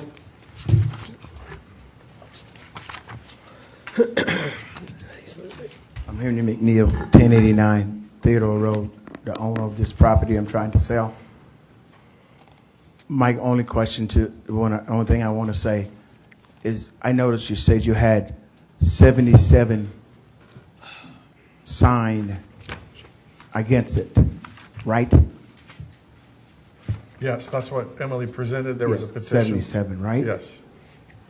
Where are they? They don't have to, sir. They don't have to attend if they are using petition. And a lot of the name I see on the petition, they don't even live in 10 Mile. They don't even live in 10 Mile. I know they don't. Do I we live in 10 Mile do we Line. check the addresses? Is this just petition that is sent? Oh, no, yeah, anyone can submit public comment. Okay. So you don't have to live in 10 Mile to sign the petition.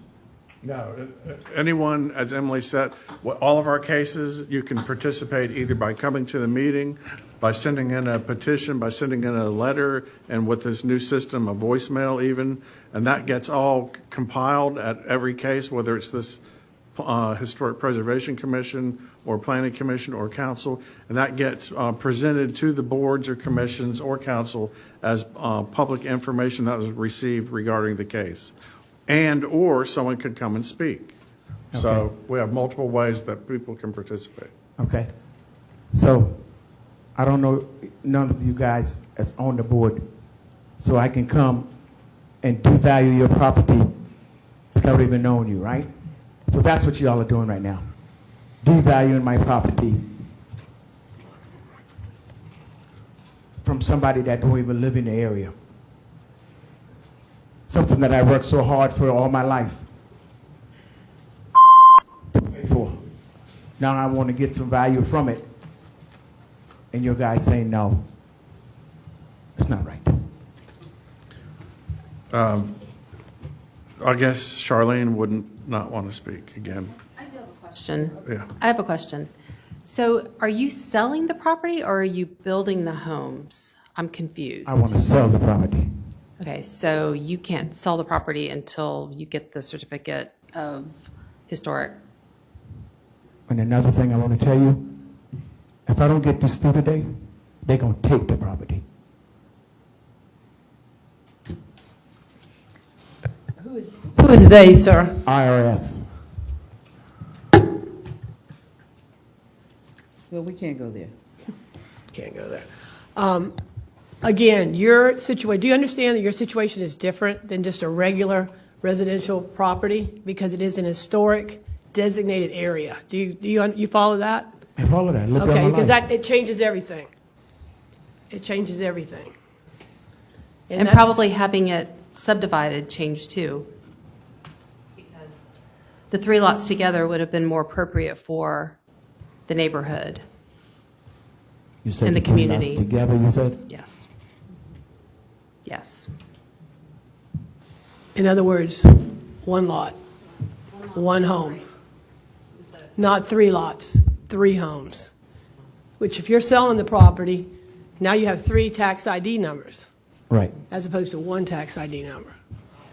right, And that's, I think that's, is our, what we're trying to, right, just for the community, with the whole community right, appearance and historic significance. That's what Right. we're right, discussing with you.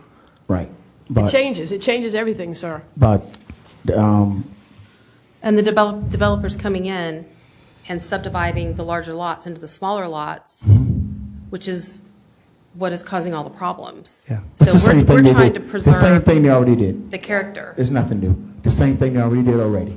It's just the fact that my lot is the It's last just the lot fact on that the it's street. yours, it's your lot, and we But understand we're that. not here to plead the case with him. We have other business here. I think it's time for us to move on. Yes, sir. I understand I understand, but there's a very emotional tie here, and I get it. But at the same time, we have to make a decision based on the historical Right, right. significance, sir. Okay, that's fine. Thank No you, sir. problem. Thank you for your time and your patience, okay? Oh, Charlene didn't check that. Good, okay. Phil Spitz.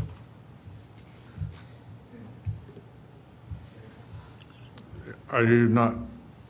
Okay. And Filippo Ravalico.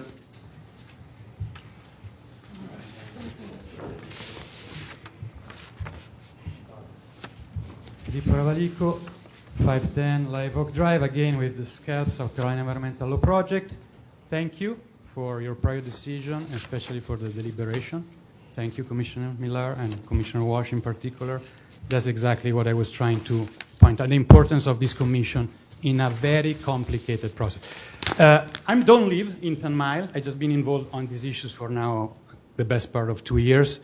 And I also want to speak briefly on what Mr. McNeil brings to you and to us all. It's a very real challenge that the community and people dealing with the community is. Gentrification has happened, is happening. So that's the audio that Mr. Brown may just listen. That's the reason the county passed the ordinance in 2018 and then amended it most recently. So it's not a black or white, pun no intended, word. The situation is far from perfect. The attempt is to try to protect what is left of historic. There's certainly another thing for you, Mr. McNeely.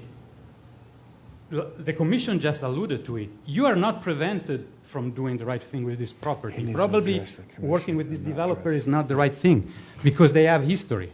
They're the one who placed those 3 subdivisions that are like... Mr. Ravalico, Yes. you need to address the commission and not address the public. All right, that's fair. But since they asked, I wanted not to respond, so I'm more than happy to address the commission. So Theodore Road is at the margin of the historic district. It's true. It's already more than half. It's overbuilt, overdeveloped. It's very true what you heard. Is it fair to the individual? Maybe yes, maybe not. The point, like the chair was pointing out a second ago, is that you have a task, a purpose, and rules to follow. Speaking of rules, I'm really curious to hear more from staff about the pervious and impervious area, because that the gravel road is considered pervious for the purpose of the coverage is new to me. And I'll keep some more comments for later since there's one more. Thank you.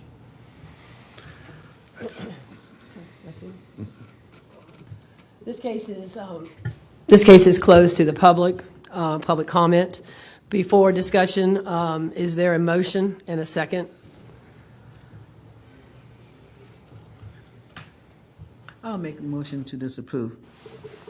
Based on these, I think it has a negative impact on the community, and it damages the Ms. culture. Johnson, we have the criteria up. If you might be able to see it on your screen. Oh. If we could just go through them one by one, that would be good for the record. Oh, wow, man. That's a new thing. We just started half an hour I ago. can't even read that. Make it a little bigger there. There you go. We'll have it bigger on the next presentation. Maybe that'd be on our iPad. So, let's see now. I'm in opposition because of the proposed sites improvement are not compatible. Is that what I Yes. need to say? If that's, Historic, cultural, and/or architectural character of the applicable historic properties and/or historic district based on the NRHP listing by County Council. Number 1, and B, I'm approval of that. And disapproval of that as well. I don't think the improvements are going to increase the historical integrity of the community. And there's a C somewhere? yeah. That's Well, I don't see the C. Oh, I see. I told you this is too small for me. Okay. It does have a negative impact on the historic properties in the area. Okay, there's been a motion. Is there a second? Second. All right, there being a motion and a second, at this time, is there discussion from commission members?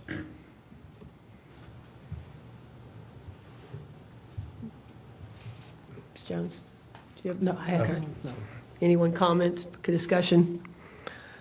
Okay, hearing none, again, I don't know if you would like to read through the criteria if that's necessary. If not, then we could go ahead and move forward with the roll call to vote. Call the roll. So it is to disapprove using the 3 criteria because they haven't Yes. been met. Correct. Chair Millar, Aye. Vice Chair Crowley, Aye. Commissioner Johnson, Aye. Commissioner Jones, Commissioner Gardner, Aye. Commissioner Hurteau, Aye. Commissioner Walsh. Aye. The ayes have it. Okay, again, this is the final decision of the Historic Preservation Commission. If any person with a substantial interest in the decision of this Historic Preservation Commission chooses to appeal the decision, they may do so to the Circuit Court of Charleston County, and such an appeal should be filed within 30 calendar days after today's date. The next agenda item, close, yes, as far as request for a certificate of historical appropriateness is HIST-10-24-00121. Again, this is a request for historic appropriateness, and I believe, Emily, this is also you for the discussion. All right, thank you very much. This will be the last certificate of historic appropriateness request for the day, and it is for the construction of a single-family dwelling unit and detached garage at TMS number 0000771, also known as 1054 Theodore Road, another property within the 10 Mile Community Historic District. Here is that table that shows all of the CHA applications that's been reviewed by the Commission in the 10 Mile Community Historic District. The applicant has described they're proposing to construct a 3,018 square foot single family dwelling unit along with a 484 square foot detached garage, which brings it to a total of 17.8% impervious surface coverage. And there are no identified contributing resources on the subject property. Here is the location of the property when we're looking at the county boundaries overall. Ms. Piggott, I have a question before you go on. Why is there such a significant discrepancy in your square footage description versus theirs on slide 33? Theirs is 2,830, and yours was 3,000 something. Could it have been the footprint of the home being 2,357 square feet? In the two-story, we count the total square footage. Let's see. Proposed cover is 2,800. That would be the building footprint. Well, that's all the impervious surface area. Yeah, Yeah. I've just noticed it on each of these that their tables on their slide are much smaller than. So that each one of these, all of these tables, we're in the slide with the. Anyway, all of these tables, it starts off with the impervious surface area, and it breaks down what constitutes that impervious surface. So the house with the porch is 2,000. So that's going to be Just the ground floor. that's going to be the footprint. Uh-huh. Yeah. Yeah. Okay.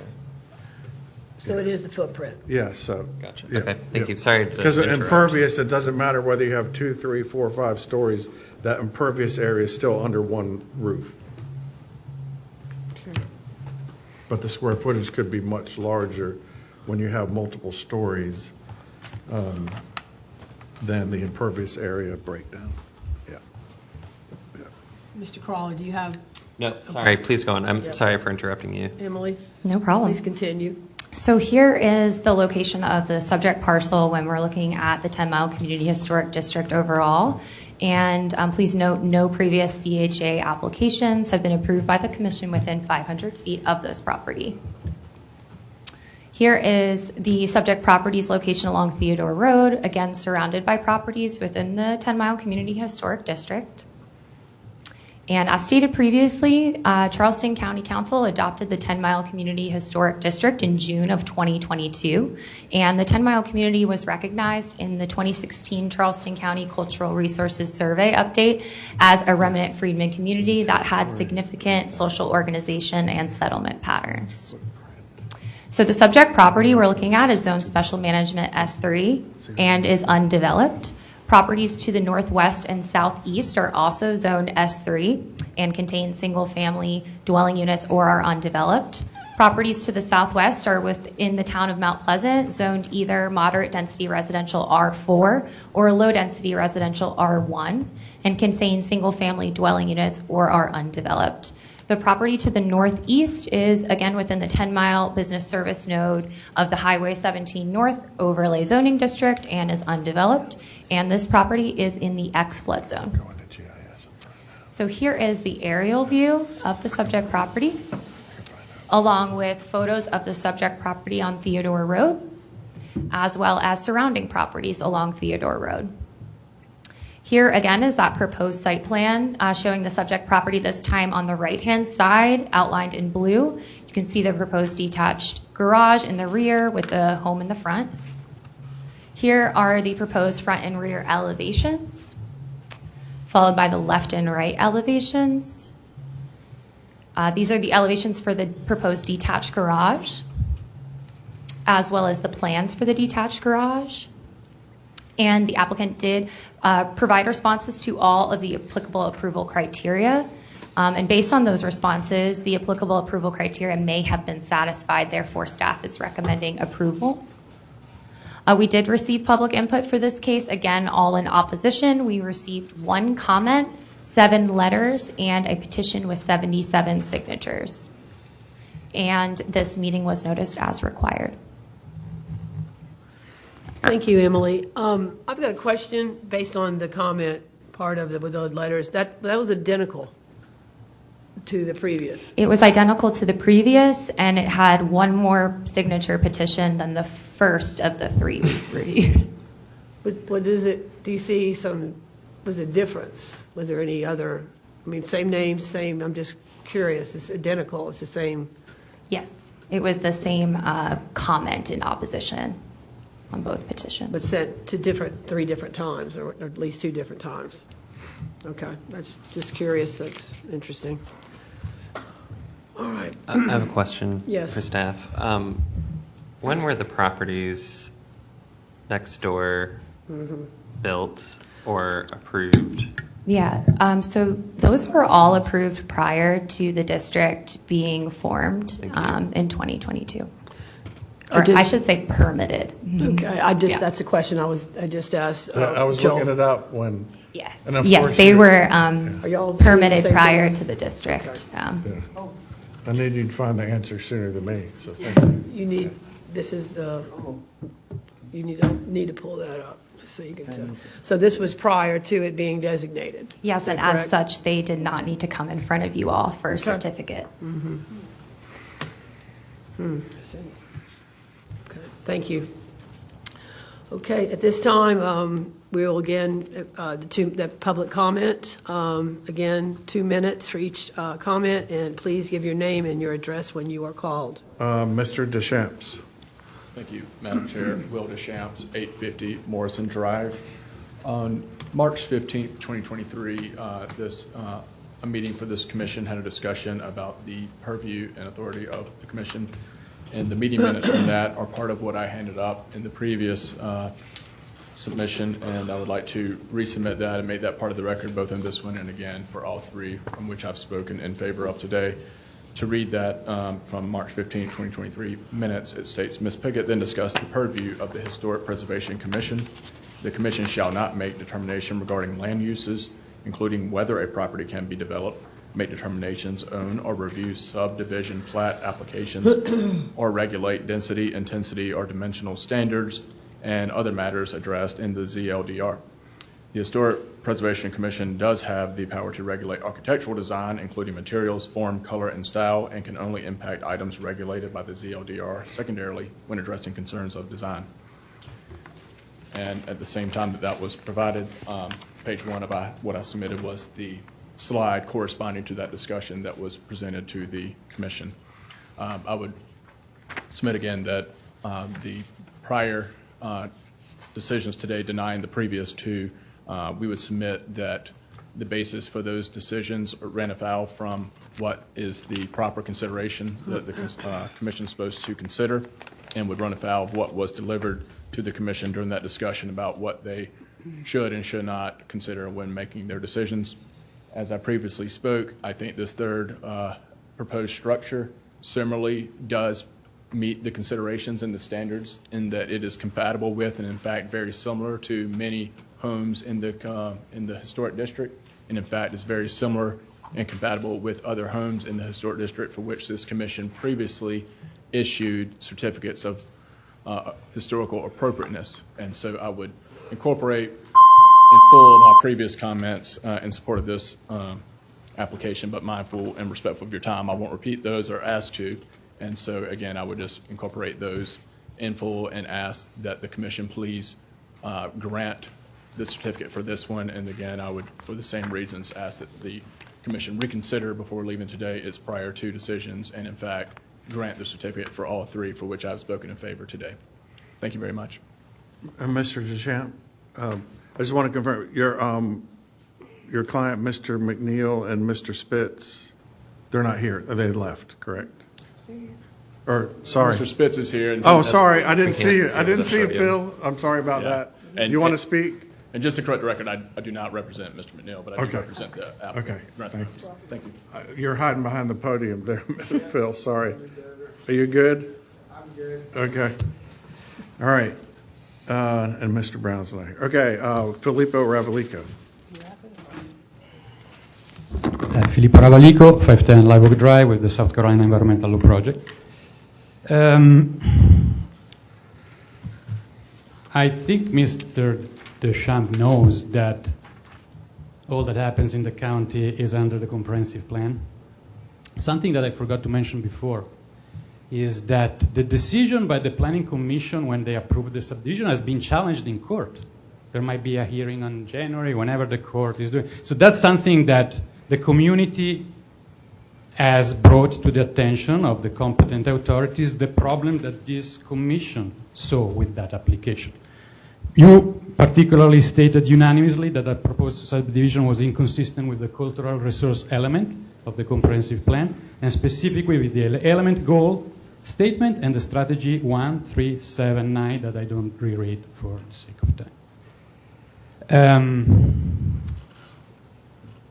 I also would like to point out that if you or others were to follow the arguments that Mr. Deschamps is reiterating, I call it the Crescent Home portfolio of arguments, you would get subdivision like the Overlook at Copai or the Enclave on Gadsden-Wind. Mr. McNeil asked you, come see the community. I don't know if you've seen those 3 subdivisions developed. Somehow, this system let those happen. And I'm so thankful that this commission is still standing up to your purpose and mission, because it's the only thing that is left from more like those subdivisions to happen. And that's certainly not historic preservation. So thank you once again for your work, for your time, and please deny this application. Okay. The case is now closed to public comment. Before discussion, any questions for staff or any questions the applicant before we move forward with a motion? And is there a motion in a second from the commission?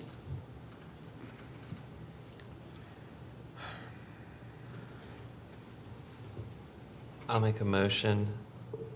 I make a motion that we deny this application because the scale, mass, and overall size of the proposed structure and its adjacent outbuilding are out of character with the surrounding resources in the historic district, and the proposed improvements decrease the historic integrity of the contributing resources in the district, and the applicant has failed to mitigate and minimize the potential impacts by proposing such a large structure on this site. Second. Okay, there has been a motion and a second from the commission. Is there discussion at this time? I'll just make a comment. It is interesting that as we've gone through each of these 3 applications, the houses have gotten substantially larger in size. This one is very massive overall, but this one is particularly large and inappropriate.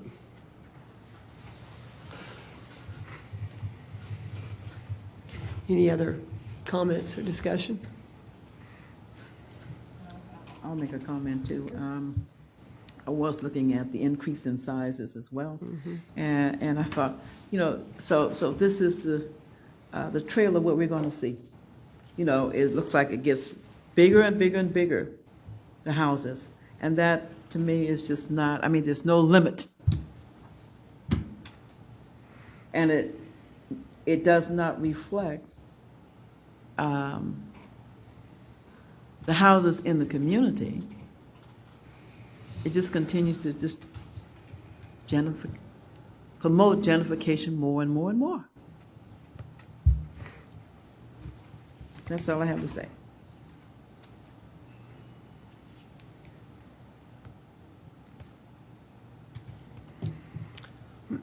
Any other discussion at this time?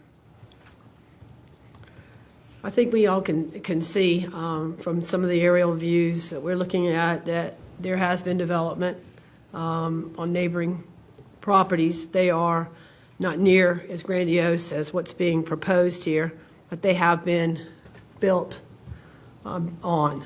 So I think we're not stating that we don't think that the building process should occur. We're just asking for something that's not quite as huge, or, you know, and again, we're not, our issue is not with zoning. Our issue is with the community and what historically is appropriate for this community, being that it is designated. And if there is no other discussion, I believe this has been a denial based on the 3 criteria, and if you need to review that at this time, other than I think we can follow with our vote. Chair Millar. Aye. Vice Chair Crowley. Aye. Commissioner Johnson. Aye. Commissioner Jones. Aye. Commissioner Gardner. Aye. Commissioner Hurtaud. Aye. Commissioner Walsh. The ayes have it. Thank you. Again, this is the final decision of the Historic Preservation Commission. Any person with a substantial interest in this decision of the Historic Preservation Commission chooses to appeal the decision, they may do so in the Circuit Court of Charleston County. Such an appeal shall be filed within 30 calendar days after today's date. The next agenda item is approval of the 2025 Historic Preservation Commission meeting. Joel, if you would please discuss that with us. Yeah, I think we have a calendar in your packets showing every year we need to vote on when we're going to agree the dates we're going to meet. It's remained the third Wednesday of every month at 2 o'clock, except for the month of March, the training month, so which starts earlier. And that's when we you all elect your officials as well. So we just need to vote on that to make it official, the dates for next year. So that we're just the dates, not about particulars of what we'll be doing on those. No, Okay, we won't know until we start getting applications. I move that we accept the proposed meeting dates for the year 2025. Second. Okay, there's been a motion and a second. Any discussion on that? Hearing none, I'll ask the vote. Chair Roll Millar. count. Aye. Vice Chair Crowley. Aye. Commissioner Johnson. Aye. Commissioner Jones. Aye. Commissioner Gardner. Aye. Commissioner Hurtaud. Aye. Commissioner Walsh. Aye. The ayes have it. One other thing, Emily, well, I'll have everyone here. I think I know what you were trying to say with the 3 criteria. Correct me if I'm wrong, I just want to make sure, in the voting of the 3 criteria, those all 3 have to be met if you're going to approve a CHA. They don't have to not meet all 3 of them to deny, correct? That is absolutely correct, as long as one is not met. Yes, yeah. I just wanted to make sure, I hope I didn't confuse everyone by making you read in the denial ones that all 3 of them, but it only takes 1 of those to deny. Thank you for clarifying. Yeah, it says, I apologize that I didn't clarify that earlier. I would ask staff, if possible, to give us those 3 criteria in a visible Yes, all right. format so Well, we can yes, that's see what them we- on the iPad if possible, or Correct. in our paper version of the minutes or the Yeah. meeting. It's just too hard to read They're off. stated in the presentation, but I actually, it dawned on me as well during the first case that the last slide, while the commission is deliberating, will have those 3, Ms. Johnson, in a larger font for everyone. Thank you. Even though these are not good Including enough. me, it was small. We did that, Emily created that real quick after the first case. So we will have that in more of a presentation type of format for everyone to see. Yeah. Okay. And I also would ask, is this, the 3 criteria that are so important, obviously, on our judgment and our decision, is this also available to the applicants, to the community people? Because there seems to be an ongoing debate about what our role actually is here. So The applicant responds to each of the approval criteria. That's what they're required to do in the application. So that's provided in the Okay. case history and presentation. And then staff also provides a response to those criteria. Just want to make sure there was clarification. There seems to be a misunderstanding of what it is we do here. So thank you for that. If there is no further business, this meeting of the Charleston County Historic Preservation Commission stands adjourned. The commission will hold its next regularly scheduled meeting December 18, 2024 in council chambers. Have a nice evening.